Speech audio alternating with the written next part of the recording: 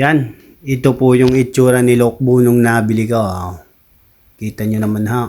Yan ho ay hindi naandar, nakatambak lang po yan nung binili ko. Yan, dinala ko po agad yan sa ADJ Garage. Diyan ko po pinaayos yan at yan po ang aking mga mekaniko doon. Yan, si Asyong at si Bunets po. Yan, umandar na po yan dyan. Nung napaandar ho syempre, pipinturahan na ho yung mga chassis niya. Lahat, pinapinturahan ko na po yan dyan. Yan pati yung mga sa makina ho. Yung mga head, pinapinturahan ko para maganda. Kita nyo naman ho, napakintab pa rin yung mga shock at saka yung tambutso. Nung matapos na ho yan, binuuho na ho ng dalawa. Yan, si Bunets at si Asyong. At saka ho si Enold. Yan ho, tatlong mekaniko yan dyan sa ADJ Garage na iyan. Kung gusto nyo kung magpagawa sa mga yan, ay pumunta lang ho kayo dyan.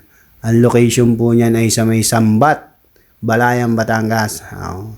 Simpleng build lang po yan pero astig po niyan. Hindi po rin ganun kamahalan ng mga ginamit dyan pintura.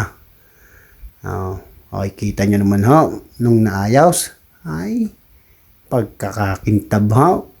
Si Bunetsuan ang dali niyan, hasping-haspe. Ay, kita nyo yan. At dyan na nga ho, umaandar na. Tigas ng tunog Tulin na rin sigurado kung bumbitin ni Bunets Yan na nga. Tinesteng, abay, tatakbo nga ito. Nagulong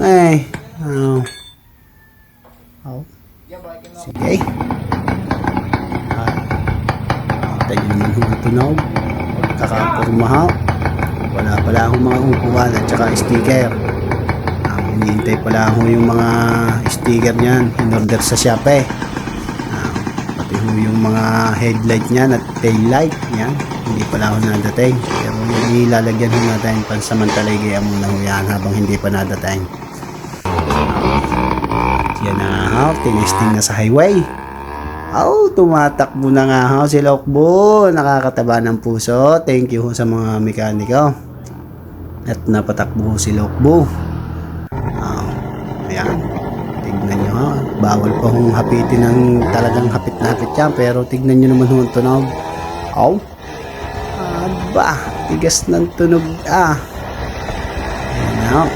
salamat sa mga nanonood at sumabaybay sa pagta-transform ni Lokbo. Papakita ko sa inyo pag tapos na. Hindi pa ho tapos na tapos yan may mga kulang pa ho dyan pero ang mahalaga tumakbo na si Lokbo.